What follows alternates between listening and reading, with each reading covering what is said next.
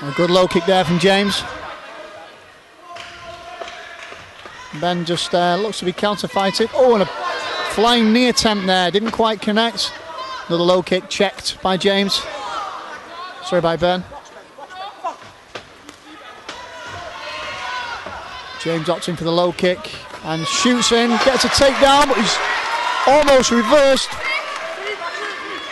James managed to stay on top. He's north-south position at the minute, just trying to free up his head.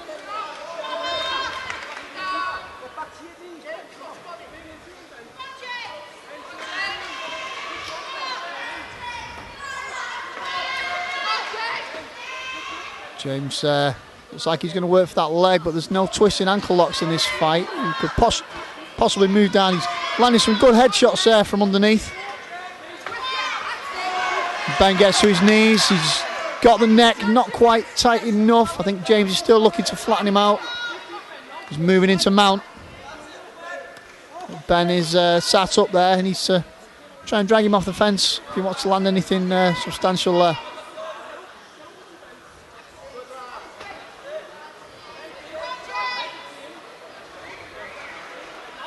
Benn looking to hang on there, just keep his head in a protected position there. He almost lost his gum shield, but he pops it back in. James,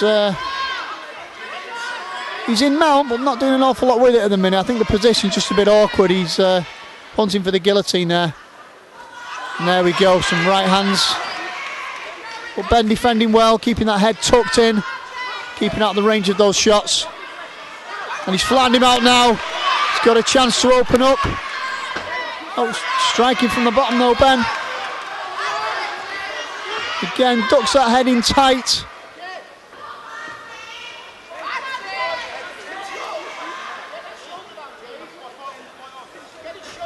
Paul Crossley warning him there. I'm not sure if he reached out for the cage, but Benn on his knees now. He's holding that leg so that preventing James from circling around him. Pops up and he's in the guillotine again. He's got to watch the groin shot there. That was very close. James just complaining a bit to the ref there.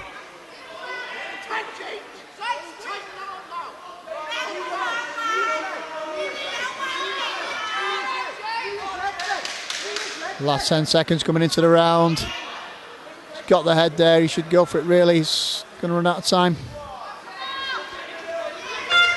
And that's the end of the first round. So some good initial exchanges there. First half of the round, second half spent on the ground mostly. I'd say James probably for the dominating position on top.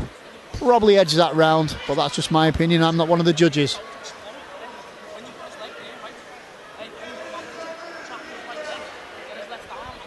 And tonight's judges, of course, supplied by MMA officials, by Neil Hall. So we know we've got some good quality trained officials.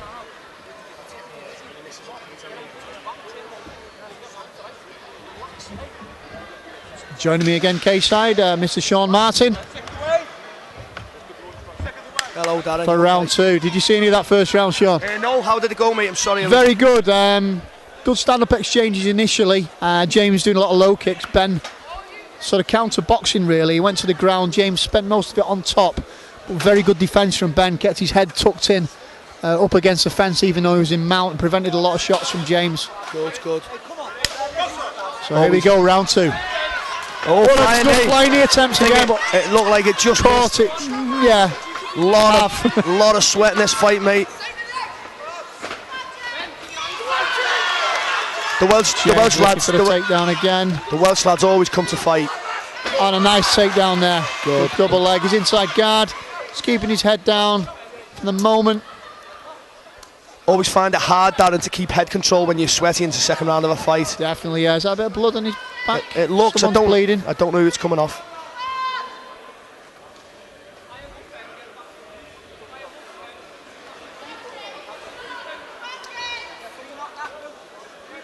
Good, he's posted up. Yeah.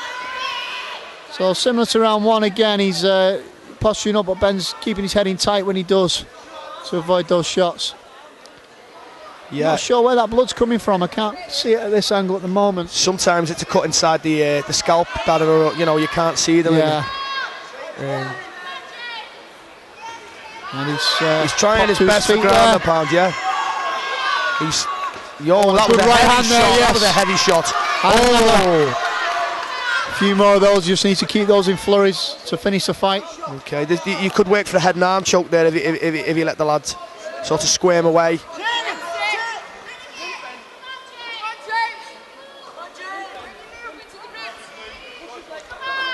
Yeah, he's keeping his body posture really low. He's saying somebody's getting hit in the back of the head. Yeah, James is just complaining that he was getting hit in the head. I'm sure referee Paul Crossley would have said something if he was. As long as it's connecting with the ear, it's a legal shot, and I think it was. Yeah, I didn't think it was any. I don't think it was illegal, mate. Yeah, he's posted to mount. He's got it. Yeah. He needs to post up. A low mount like that for me is never any good. Yeah, move up the body, posture up a bit, get some clean leather landed. Very much so.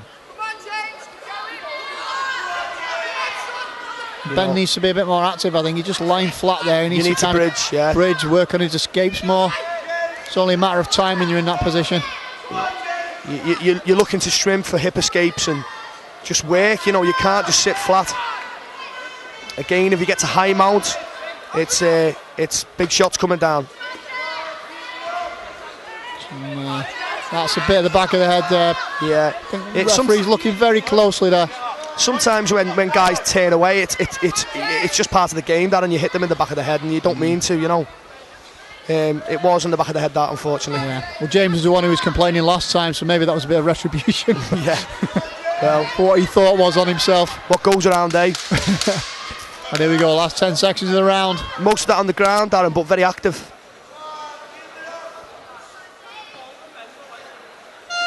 Okay.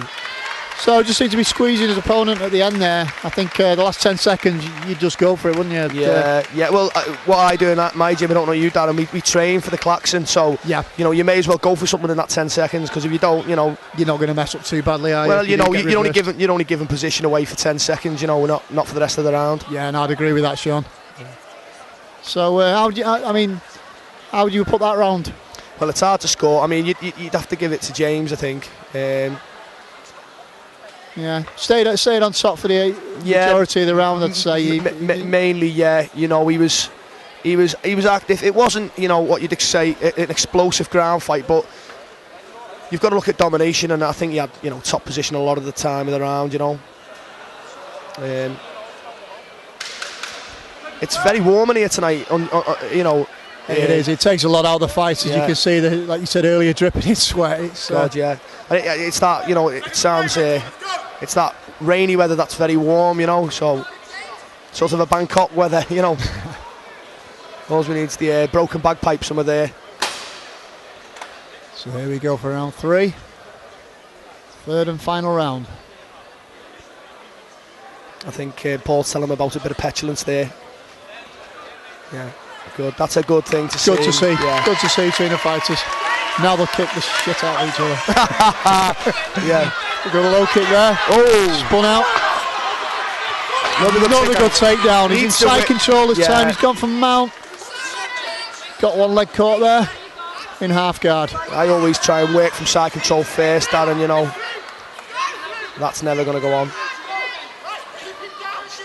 Yeah. Got a good right hand there, but we're seeing another repeat of round 2, really. I think,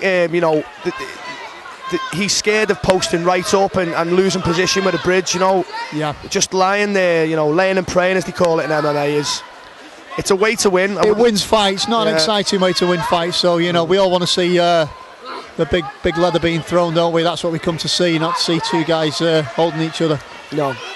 And I think anyone who doesn't know MMA, this is what they would sort of have their arguments for the boxing and the kickboxing, Yeah.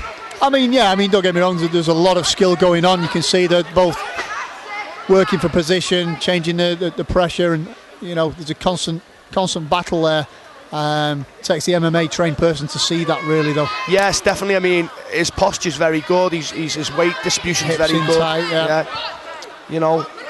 I mean, to be honest with you, I'd like to say I've never done it, and I'd be a liar if I said that, you know. But easy to say from the commentary. Yeah, it is. Yeah.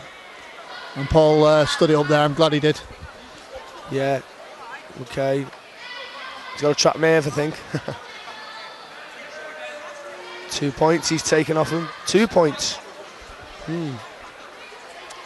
2 point deduction. That seems to be more standard these days with the sort of judging criteria. I know Mark Goddard's been pushing that on his training courses at intentional shots like that.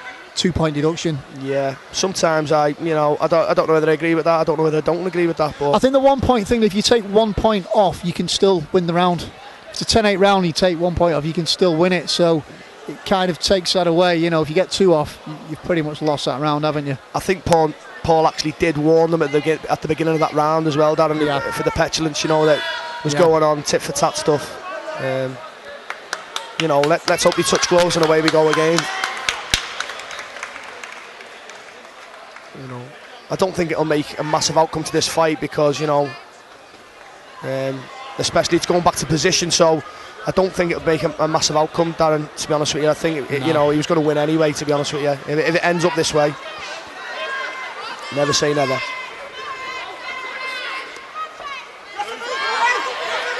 Into the back of the head himself there again, you saw. Yeah. But, I mean, I'm not the judge, but if he's already 2 rounds up and he loses the last round for that, he's still got to win, hasn't he, anyway? Yeah. I think he's getting frustrated with James's dominance. That was a decent little shot through the middle. Yeah, he's getting the odd shot in and doing enough for the referee to keep it on the floor. Yeah. Just stay active, you know. I've been impressed with Paul's refereeing tonight, actually, because for a guy who's essentially come from kickboxing, his MMA refereeing is getting extremely good. Yeah, he's been doing a bit down with me at Salford MMA. I've been training most mornings, actually. He comes in. Good. I'll punish him. Good. He's got a fight coming up in 3 weeks' time, though. Is it a stand-up fight? Time fight. Oh, sorry, K1, yeah. My game. Yeah. But a very experienced ref now. He's refereeing on a number of shows now up and down the country. Yeah.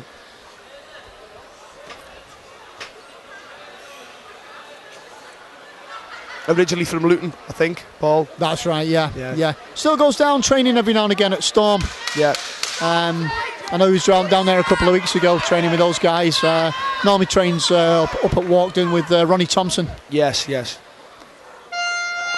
Well, you know, so one of those goes the distance, yeah.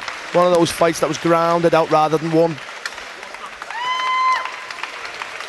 Yeah, I'd agree there. I think he's still going to get the win. Yeah. Down to the judges, but in my mind anyway, even with that foul. Yeah.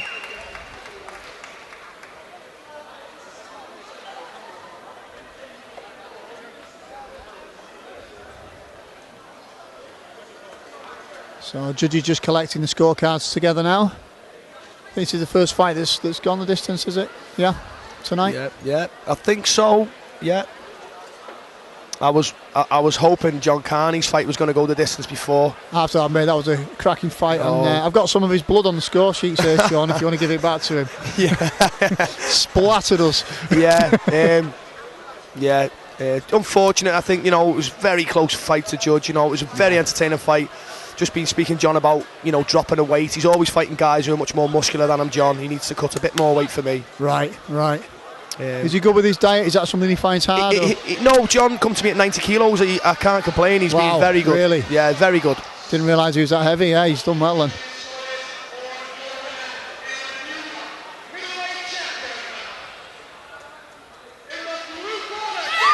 And it's gone to the blue corner. Yeah. Sorry, mate. So James Bray, now the ACB middleweight